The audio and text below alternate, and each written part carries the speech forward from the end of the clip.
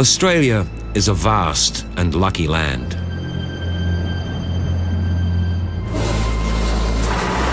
Beneath our feet is a treasure trove of unimaginable riches. But this story is about much more than precious minerals and dusty mine shafts.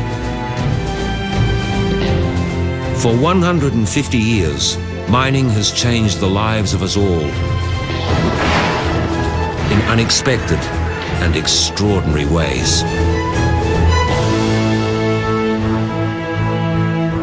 It sparked waves of mass immigration and ignited political revolt. The stockade is taken and 30 people are lying dead. They were the shock troops of Australian democracy.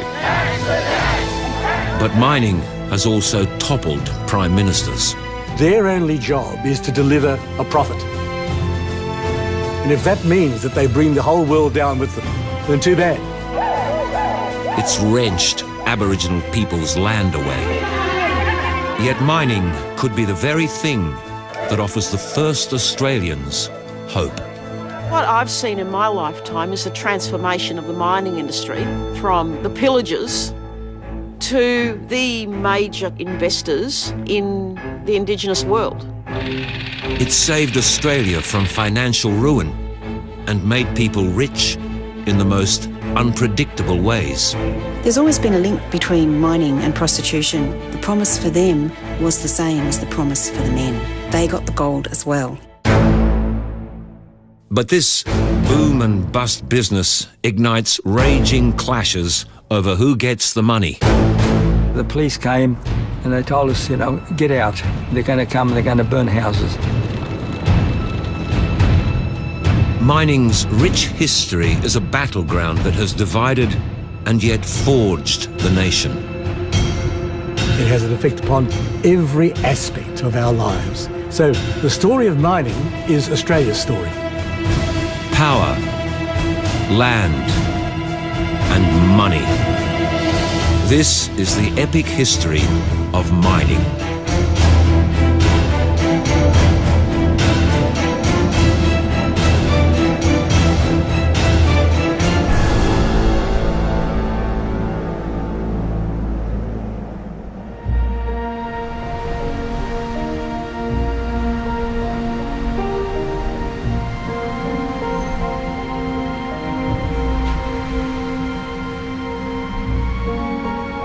(1851), and the small colonial town of Melbourne has caught a fever.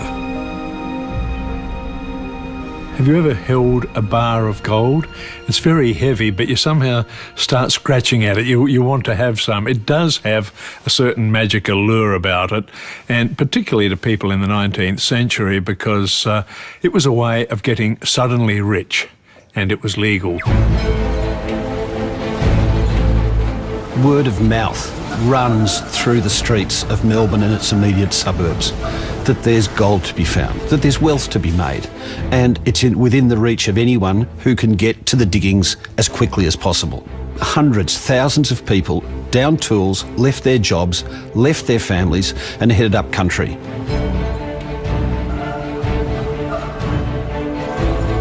There's a premium on wheelbarrows, on blankets, on all sorts of paraphernalia to take to the diggings. By the time they get out to Diggers Rest and further up towards the diggings, the tracks are littered with the now unwanted paraphernalia of mining as people throw away all their encumbrances simply in an attempt to get the diggings as soon as possible.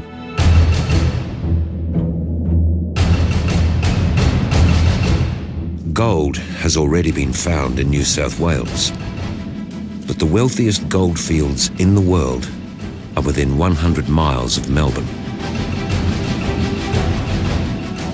The precious metal lies just inches from the surface. And in their fervour to get rich, the thousands who come here tear at the earth, leaving it scarred like a battlefield. This is Australia's first mining boom, and the long fight to grab the riches has begun. If you arrived on a goldfield like this, you would look around and see what looked like to be the best spot. The further into the gully you went, the deeper the gold was going to be. The further back, the shallower, and therefore it was a bit easier to dig. The main thing was that if you marked out a claim for yourself, you had to be actively digging on it. You couldn't just be bagsing all these bits of land for yourself and not be digging on them. Gold could absolutely change your life overnight. And it wasn't just wealth. I mean, I think this is really important to understand, is that gold represented autonomy. It represented being your own master. It represented not having to work for wages anymore. So it wasn't just the kind of bucks in your pocket that was important, but it was the freedom and independence that the whole gold digging lifestyle represented. The fields may offer the chance of a golden future, but striking it rich is no sure thing. Mining is a gambler's game. Your chances of getting rich on a gold field would have depended really on three things. Firstly, whether you had any geological knowledge. On my reading, the vast majority of the people in the rushes didn't have. Your ability to work hard and persevere. And thirdly, having found something, you then had to keep it. You had to somehow dodge the pubs, not get it stolen from you, and there were some brigands around. A lot of the people were armed. And so if you survived those three hurdles, you got rich. And I don't know what the odds are, probably about 1 in every 100 or something like that.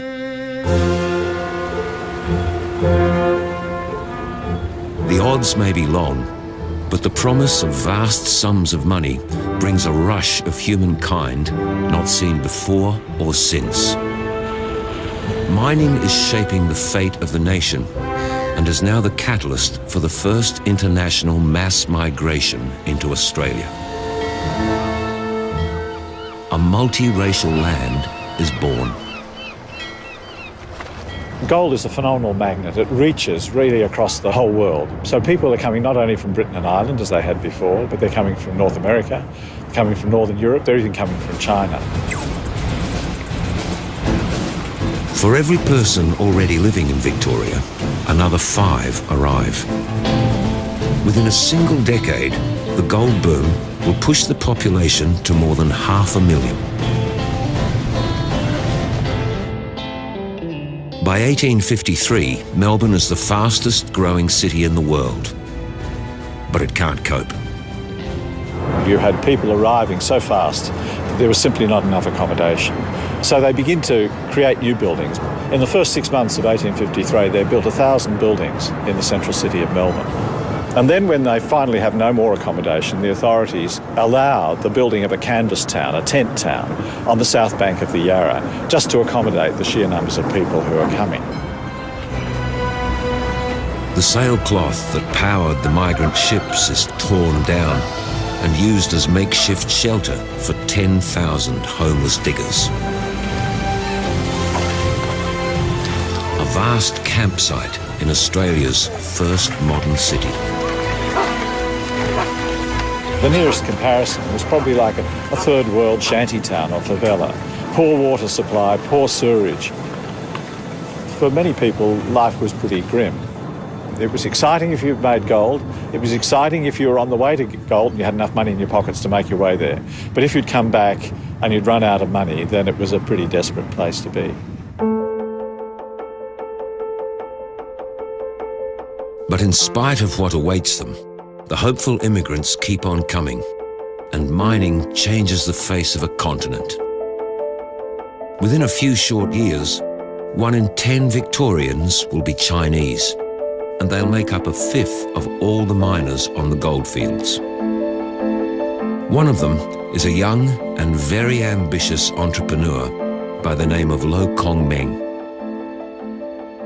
Lo Kong Meng was a young trader operating throughout the Indian Ocean, and he came straight over to try his hand on the goldfields. Went up to the goldfields, stayed there for 3 months and didn't make much money. He then decided that he could make a lot of money by selling food, particularly to the people who needed it. They all wanted tea, they wanted rice, they wanted opium, they wanted alcohol. He could provide all those things from Asia. Mining is spawning business and trade needed to sustain it. A new trickle-down economy is being created. And in the battle to claim a stake of Australia's new wealth, Lo Kong Meng is winning. He was also heavily involved in bringing Chinese miners out to Australia as well as providing them with foodstuffs. He realised that he could bring out the men, put them to work, provide their food and make money all along the way. He became one of the wealthiest business people in Victoria at that time, and contemporary accounts regard his operations on a colossal scale. The mining millions are flowing into every corner of society.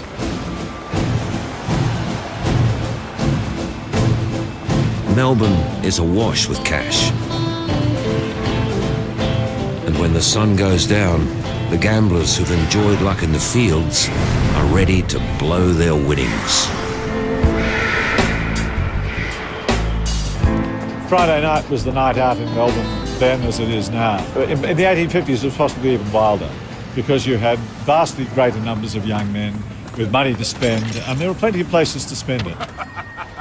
Cafes, restaurants, theatres, brothels, the whole range of pleasures were available to the young men who came back with money to spend.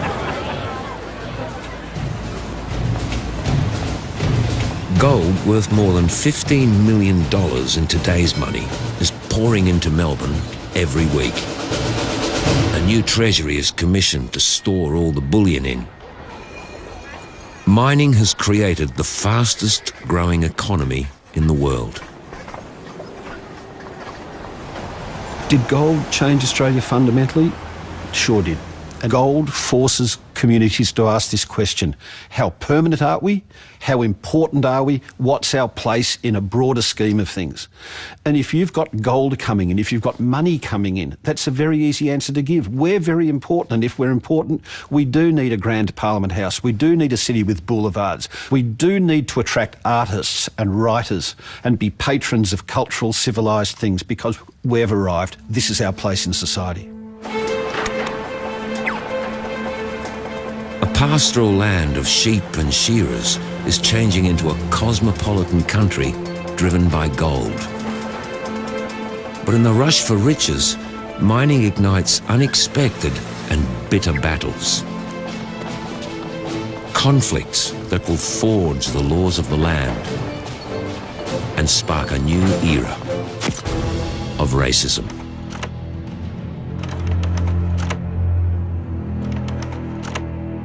I think the racial hostility to the Chinese that the European miners expressed, which had many, many grounds. There were political grounds, they couldn't participate. There were moral grounds, they're accused of all sorts of vices. There are biological grounds, that they're racially inferior. All sorts of grounds for hating the Chinese. But at the bottom of all those arguments is that the Chinese miners did not have any right to share in the wealth of the country.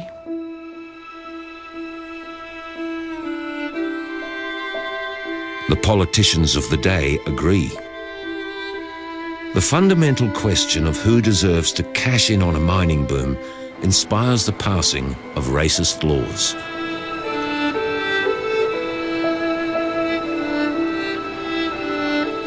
The Victorian government put a head or poll tax on Chinese coming by ship. And they also limited the number of Chinese a boat could take by putting a ratio between how many Chinese and tonnage.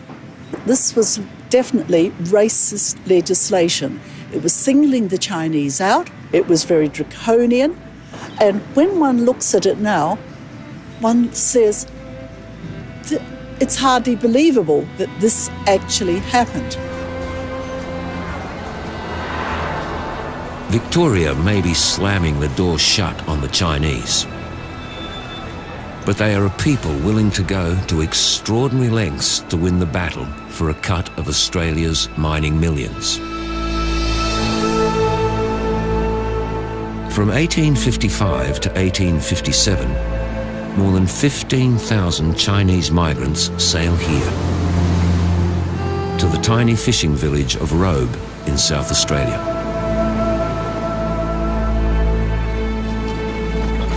In distinct single-file formation, they walk more than 500 kilometres to the goldfields, avoiding the Victorian immigration authorities. One of the men is Ross Lingui's great-grandfather, Gui Ling. My great-grandfather had no idea what was in front of them when they got off the boat and started the march. The journey would have been terribly hard, you know, not knowing where you were going, and walking through the mulga area in Victoria, the scrubland, the harshness of the ground, and just basically the bush conditions that we have. There's a lot of parts where the land is very arid and dry, and consequently they sunk a number of wells in their journey along the way so that the people coming behind them had water to drink along the way. But Ross's great-grandfather and his fellow countrymen are heading for trouble. Tensions between the white diggers and the Chinese are reaching breaking point.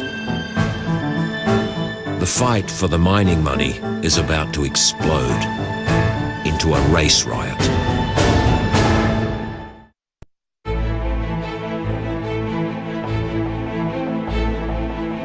By the beginning of the 1860s, gold worth $18 billion in today's money has been dug from Australia's rich earth. But fears are growing that the boom times are about to end. So news of a strike at Lambing Flat in New South Wales sparks a rush of desperate European and Chinese miners. Once again, the battle is on to seize a share of the mining money. I think for the miners who are struggling to keep being miners, it's really important. They want to stay on the goldfields. They want to keep earning money. So they really resent the arrival of large numbers of Chinese who are going to compete with them for this gold. I think racial hatred has many grounds, and there are many reasons for it. But it comes to a head, really, when people are in conflict about money. As night falls on the 30th of June 1861, an angry mob of 3,000 European diggers set upon their Chinese rivals. Lambing Flat will become one of the most disturbing race riots in Australia's history. The European miners gather and they're determined to drive the Chinese off for once and for all. They have a banner which says, "Roll up, no Chinese." It has a Eureka flag in the middle, so it's directly aligning the anti-Chinese cause with the sort of Australian democracy cause, and they then march, going to the Chinese camps, gathering their belongings. The belongings are put in bonfires and burnt. They cut off their hair, their pigtails. Sometimes they pin them to flags as like trophies, and they drive the Chinese away. They were just on the rampage, really. They were able to go from Chinese camp to Chinese camp to Chinese camp and drive people away by whatever means was necessary.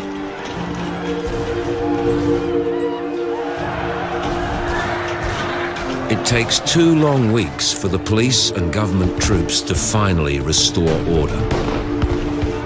But the state politicians know they must act. Ironically, the solution to a race riot provoked by money is yet more racist legislation.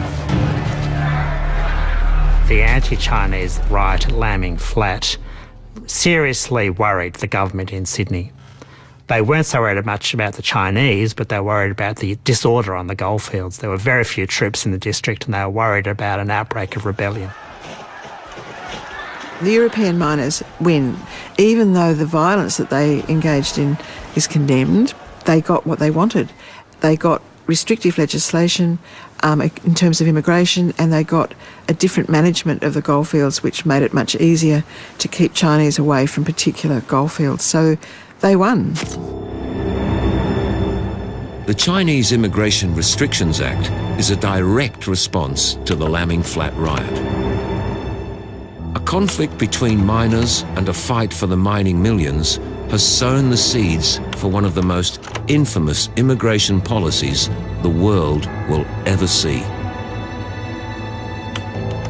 Well, the irony is that this was an opportunity through having so many different cultures coming to the one place that could have created a multicultural Australia. It was a head start to a multicultural Australia. And yet instead, through the conflict born of being in such fierce competition and having the Chinese do better than their white counterparts, it ended up feeding racism and xenophobia in Australia that spilled over into the White Australia policy that went on for another 50 years. By the mid-1860s, in places like Ballarat and Bendigo, and right across the eastern states, the surface gold has all but disappeared. The boom could be over. But the very fact that Australia's treasure trove of minerals is now locked deep underground is the catalyst for a dramatic new era that will have repercussions for generations to come. The big money mining company has arrived. Alluvial mining dies hard in Victoria, but it dies and it's replaced by a different sort of mining. Mining that needs capital, mining that needs companies, mining that needs infrastructure. A lot of infrastructure to get down to the deep leads or the quartz reefs in which the gold is embedded. They needed more capital to do this, so they started forming syndicates, then they started forming companies, and then they started trading in the shares. Well, what it means is that, first of all, you have all the individual prospectors jostling, competing for gold, and then the companies move in. But it doesn't become the classic capital versus labour thing, because a lot of the miners are able to invest in the companies. They have their shareholders, they're looking for their dividends. There was this sense of common purpose. Everyone wanted to make money. The diggers can buy shares in the company they're working for and get a slice of the new corporate wealth. Gold fever becomes share fever. Local stock exchanges spring up in mining towns from Victoria to Queensland. The rocky relationship between mining and the share market has begun.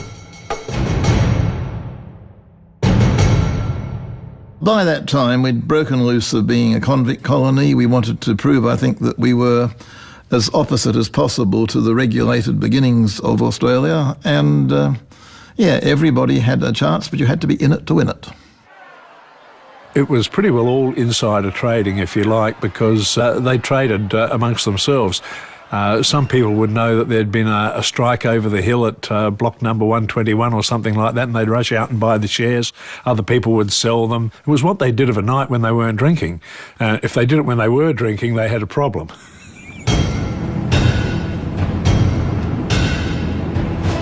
The rise and rise of the corporation during the 1880s means that mining and stock market gambling become synonymous.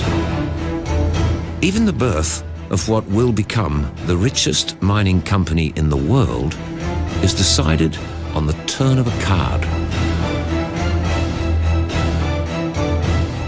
Broken Hill was originally founded by a syndicate of 7 guys, but none of them had much money. And so to raise the capital necessary to keep on testing and assaying the ore, they had to traffic a bit in the shares and sell bits and pieces to people. The most expensive card game in Australia's history was a game of euchre, which was played between McCulloch, the station manager, and a stranger passing through, over the price of a 1/14th share in Broken Hill. That was whether it was going to be £120 or £200. The stranger won, so he got 1/14th of Broken Hill for £120. In 1885, the new syndicate float their proposition as a company. Broken Hill Proprietary is formed. BHP. In today's money, that 1/14 share would be worth around $12 billion.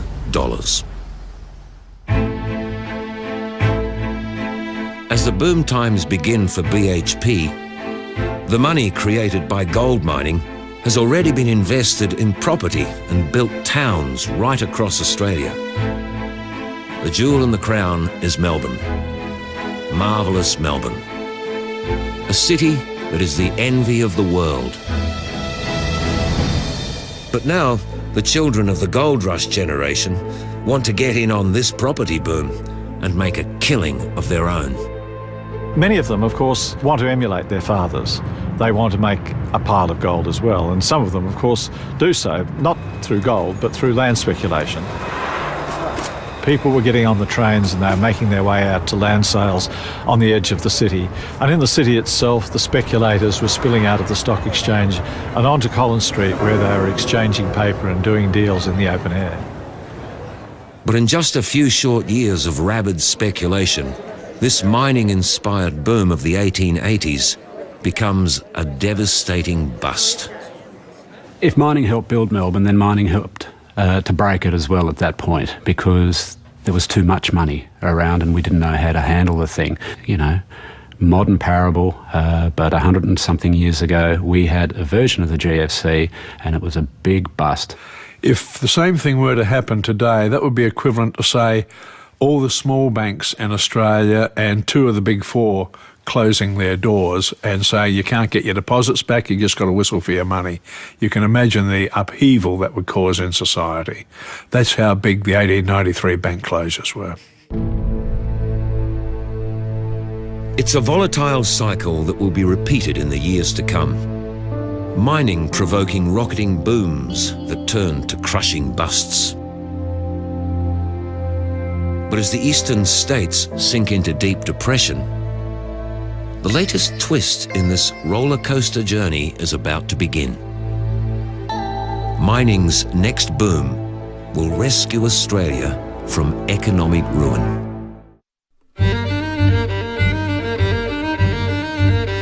1893, and New South Wales and Victoria are gripped by recession. But in amongst the misery of the east, there's suddenly hope to the west. Gold has been found beneath the parched earth of Kalgoorlie, 600 kilometres east of Perth. Australia has a 2-speed economy, and the rush is on again. I think there was a combination of hope and despair. People were desperate for work, so they were forced to come.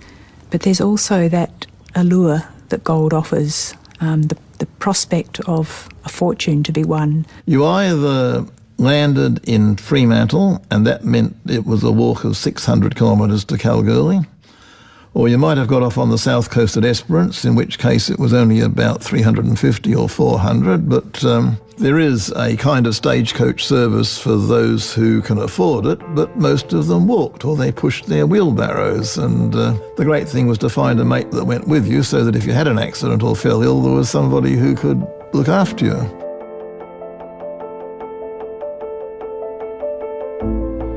These are no fly-in, fly-out workers, but they come in their tens of thousands from the east, desperate to grab a share of the new mining money.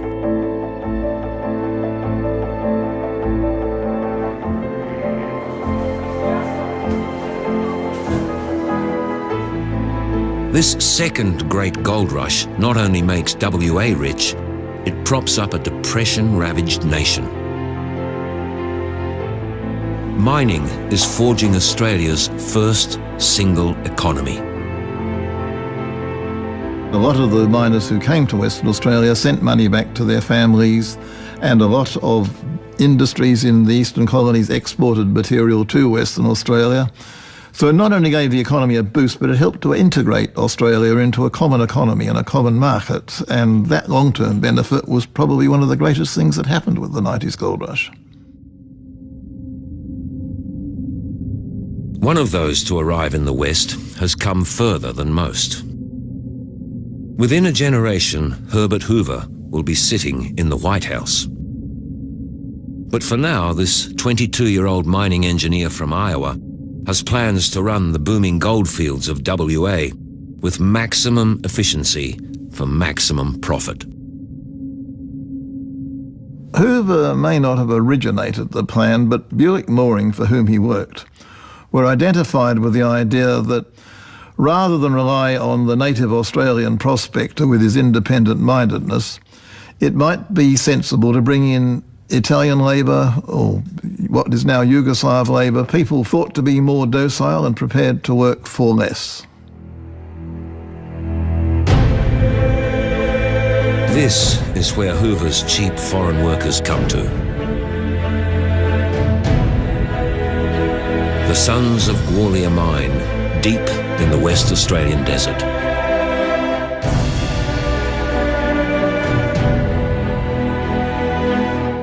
Almost half a century after gold enticed the Chinese, mining and a future American president have sparked a new wave of immigration. The sons of Gwalia Mine had a reputation almost as Little Italy. Very early on, really early on, up to 70% of the workforce were Italian or Slav. Those men would have been living in these hot, dusty, arid, isolated conditions with absolutely no facilities or no comfort whatsoever.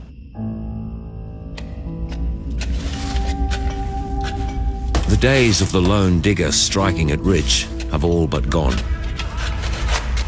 Under Hoover's regime, wages are cut and hours increased. In the battle for the mining money, it's the companies who own the minerals and the wealth now. There were no rich miners.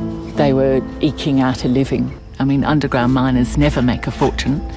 And not only do they not make a fortune, but they lose in terms of health and living in fairly primitive outback conditions.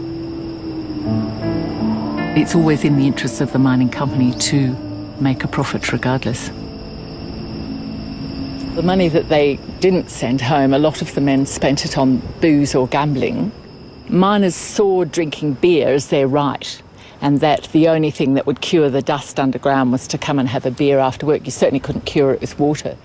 So for many men, drinking beer after work was what you had to do. Right across the eastern goldfields, alcohol is easier to find than good drinking water. With the tens of thousands of people that were flocking to the field, there just wasn't the water to support them, either for drinking through to basic hygiene. You couldn't wash your body, for instance. People died of thirst. It was that harsh that people, it was not uncommon for people to die of thirst.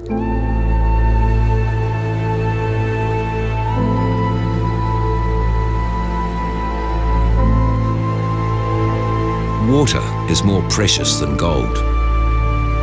But in amongst the despair, there's daring. In 1898, mining is the catalyst for one of the most ambitious and expensive construction schemes in Australia's history. The pipeline is really an extraordinary project. In fact, it fascinated the entire world.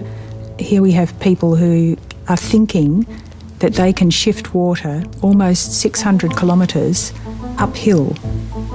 The plan was that water could be taken from the reliable sources just back of Perth in the Darling Scarp, and a series of pumping stations could carry that water the whole 600 kilometres inland until it got to Coolgardie and Kalgoorlie.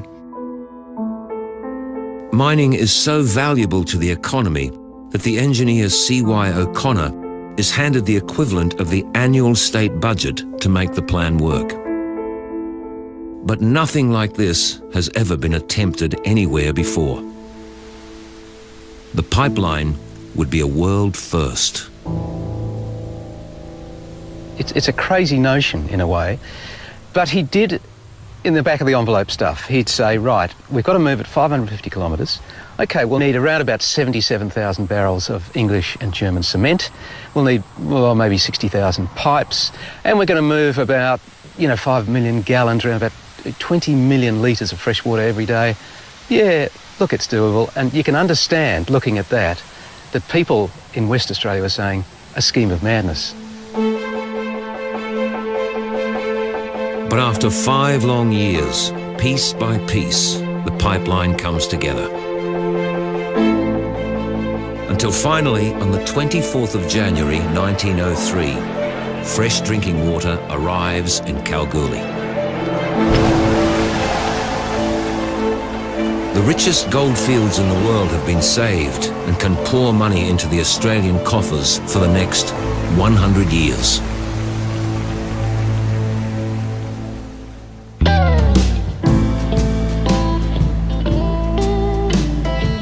Their thirst may be quenched, but the diggers of Kalgoorlie are still ravenous. There's a new kind of rush to grab a share of the mining money. In the heat of the desert, sex sells. Conditions in the goldfields in Western Australia in the 1890s were perfect if you were a sex industry entrepreneur, because you had lots of men there without female company, so they're lonely, they're sex-starved, they don't have the constraints of family and polite society to inhibit what they want to do. So it's a frontier kind of environment, a bit like the Wild West in America. The promise for them was the same as the promise for the men. They got the gold as well. The earnings that they could make on the goldfields were 14 times, at least, sometimes 20 times, what they could have earned if they'd stayed in any other woman's occupation. Local prostitutes are joined by sex workers from across the world who see their chance to claim a share of the mining money. Women from Asia are particularly prevalent. Mining has not only established the red light capital of Australia, but the boom is responsible for the start of an organised criminal industry that will run for decades to come. We're used to thinking about sex trafficking as being something associated with the late 20th century, but this has been going on in Australia for a very long time. The traffic from Japan was fairly well organised. The syndicates were identifying girls, buying them from their families, smuggling them out, shipping them around in a very organised way and profiting from their sexual bondage. From sex to the share market, in good times and bad, mining has infiltrated almost every aspect of Australian life since the 1850s.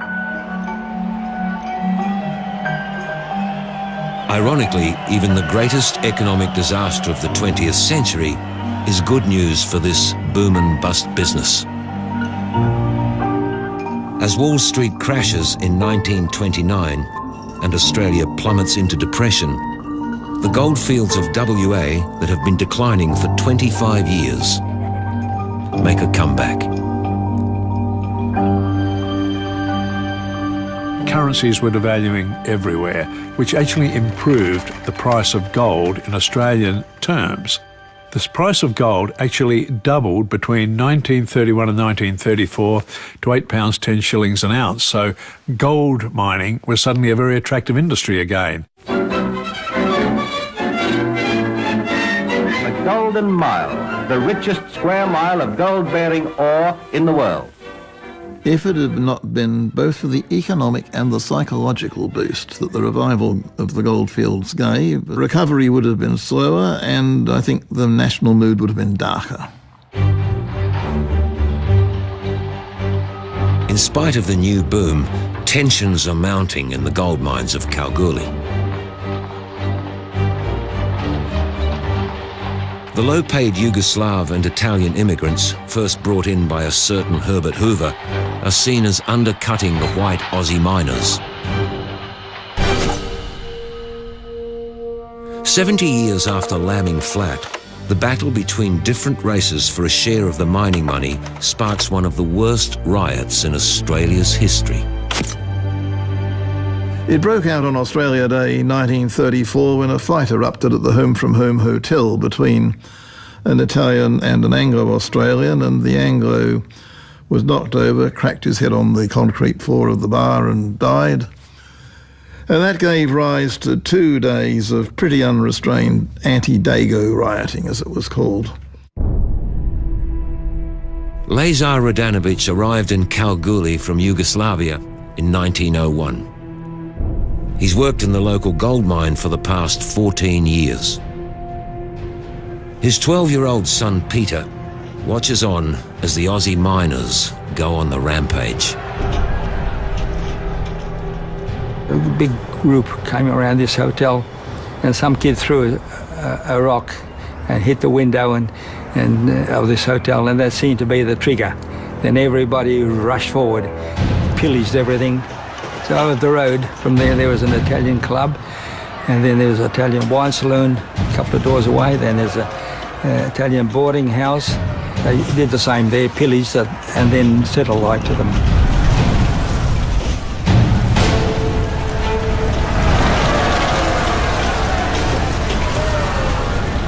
The police came and they told us, get out, we can't protect you. Just, scupper out in the bush or somewhere, wherever you can, because we can't protect you. They're going to come and they're going to burn houses.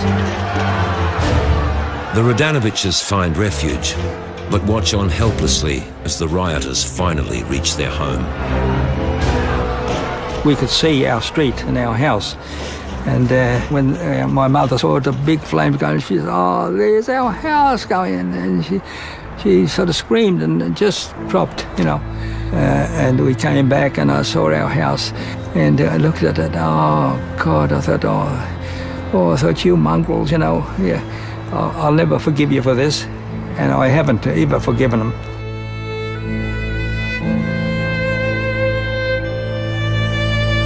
After 2 long days of fearsome rioting, 3 men are dead, 100 buildings destroyed, and 400 southern Europeans left homeless.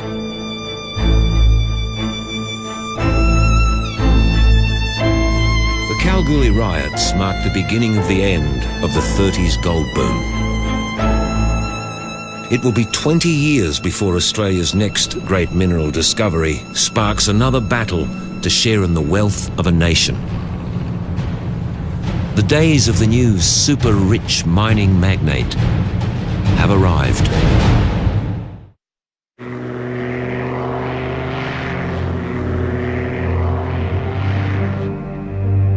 It's the start of the wet season of 1952.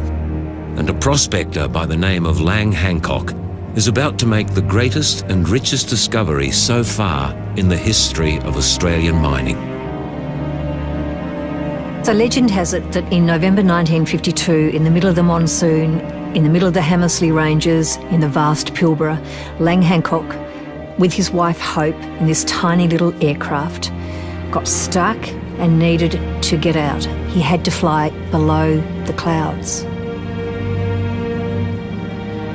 And there he sees the gorge walls, iron ore, as far as the eye can see, hundreds of kilometres stretching to the horizon.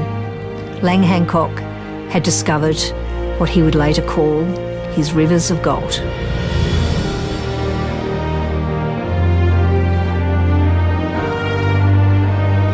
Hancock can't know it yet, but in the years to come, the Pilbara will open up into a mining area larger than Tasmania and contain 24 billion tonnes of high-grade iron ore.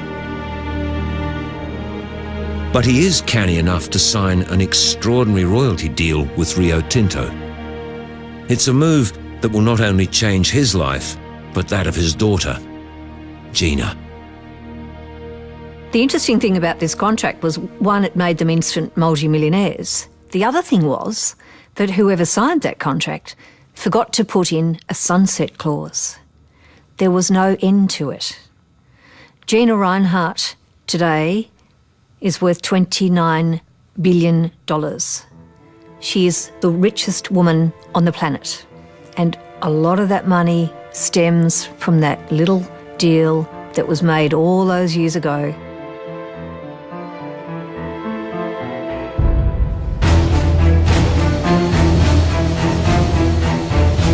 Hancock's discovery lights the blue touch paper, and there's a sudden rush of new mineral discoveries. This is the biggest mining boom since the gold rush, and the impact is felt right across Australia. The start of the 60s saw several of the greatest mineral discoveries in Australia's history. There was the iron ore in the Pilbara, there was bauxite in the Darling Ranges and Waipa. At the same time, we discovered the coal in the Bowen Basin. These huge discoveries, together with modern logistics, have transformed Australia. Unlimited iron ore from Tom Price, Newman and Goldsworthy, the Ords irrigation potential, and Queensland's bauxite, copper and lead. Truly new frontiers in a promised land. These may be times of feel-good nation building, but ironically, it's foreign dollars that will keep the boom times rolling on. Australia simply doesn't have the cash to pay for the extraordinary infrastructure needed to develop vast, isolated areas like the Pilbara. The battle to share in the wealth has escalated. Australia is now fighting to even own the minerals that have made the nation rich.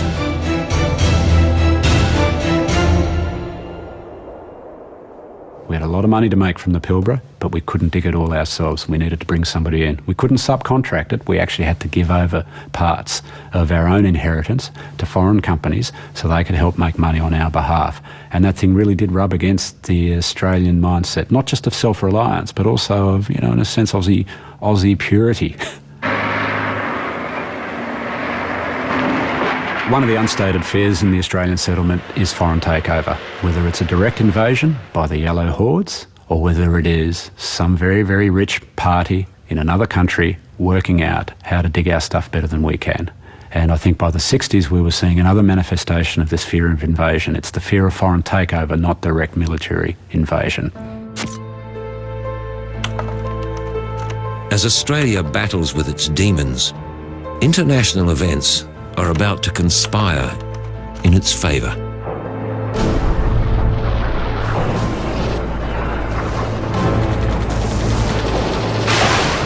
The Vietnam War has pushed the demand for a new age metal called nickel sky high. It's desperately needed to make guns and tanks. But a strike at a supply factory in Canada has caused a worldwide shortage. So by sheer gambler's luck, a chance discovery 600 kilometres east of Perth is the perfect find at the perfect time.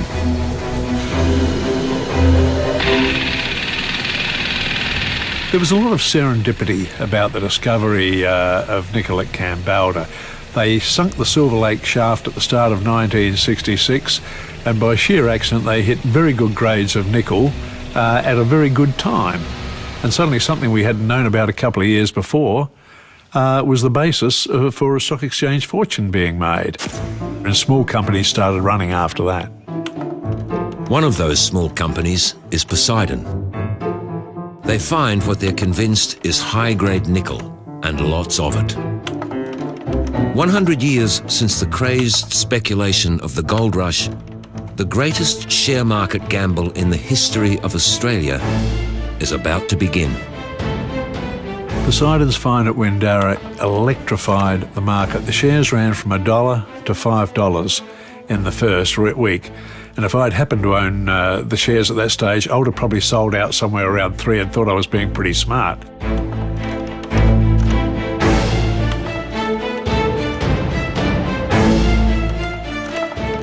Look, this was a special brand of crazy, and suddenly everyone wanted to be part of it. The newspapers are writing page one stories about it, it's on your television, and people are actually turning up at the stock exchange to watch their shares go up. Like it's a form of horse racing that they're engaged in here. They're sitting there with their binoculars in the People's Gallery watching their share prices go up. In the first stage I bought 12,000 shares. And then when they commenced the drilling program, I bought another 13,000 shares. So I had 25,000 shares in total. And when they got to $40, I said, well, that's 1 million, because if you multiply 25 by 40, so about 2 weeks later, they were 80. So I thought I got another million, that's 2 million. And so I was just counting the million. Within, say, 12 months, my share portfolio went from 15,000 to $8 million. But Poseidon's just the beginning. Unlike its discovery that's legitimate, unscrupulous companies jump on the bandwagon and send the share market haywire. Every penny stock around the place started to rise in price because if Poseidon could find nickel or some other magic metal, so could anyone else. All the penny stocks were implicitly undervalued.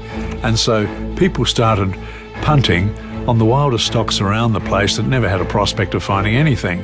The whole ragtag and bobtail on the speculative end of the stock exchange just went straight up. Some people were selling shares for leases that did not exist. It was just straight rip-off. But people weren't to know, because at this time we were fairly innocent about the stock market. And of course the front page of the paper was telling us that these prices were all going up. Everyone was punting on mining. Mining was a national saviour at this point. And, you know, you couldn't lose, apparently.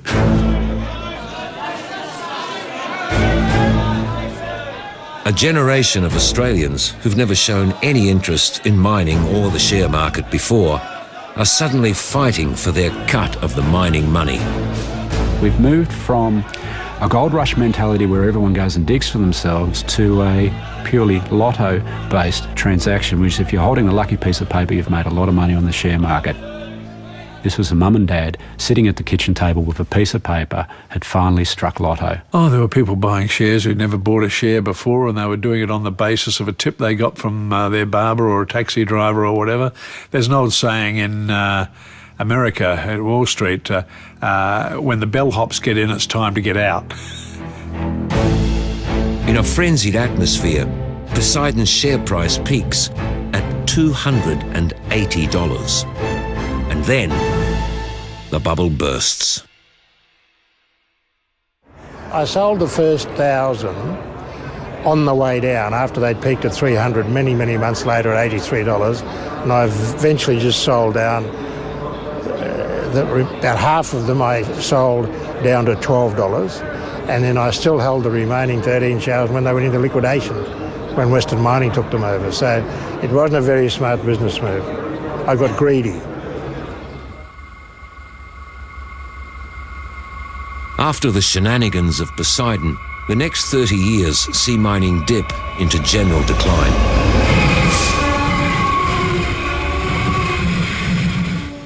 But 100 and more years of history have proved that the next boom is never far away.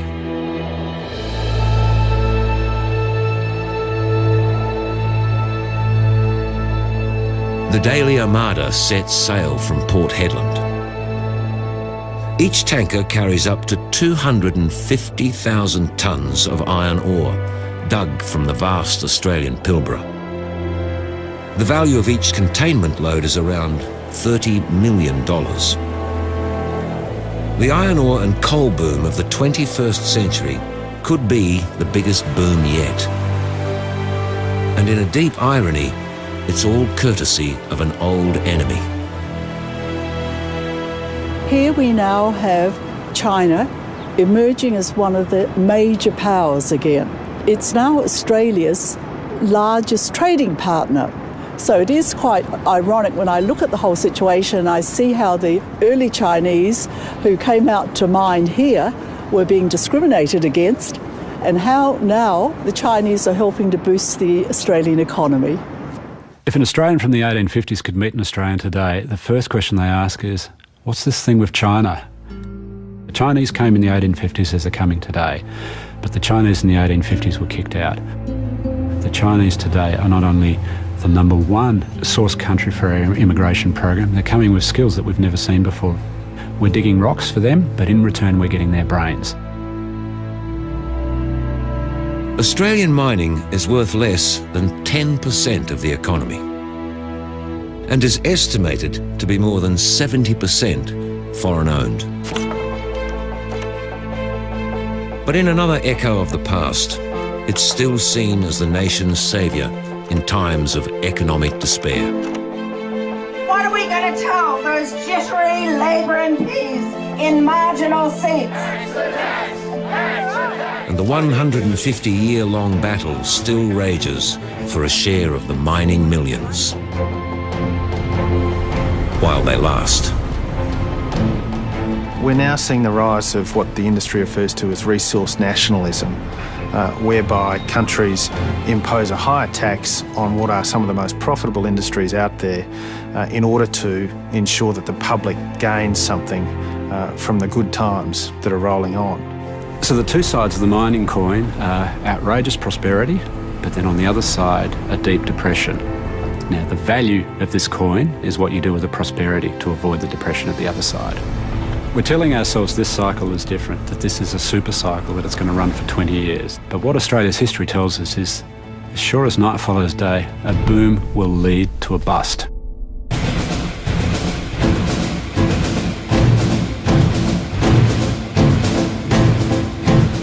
Still to come on Dirty Business. After years of destruction, could mining somehow be the great hope for Aboriginal people? And a fight for power.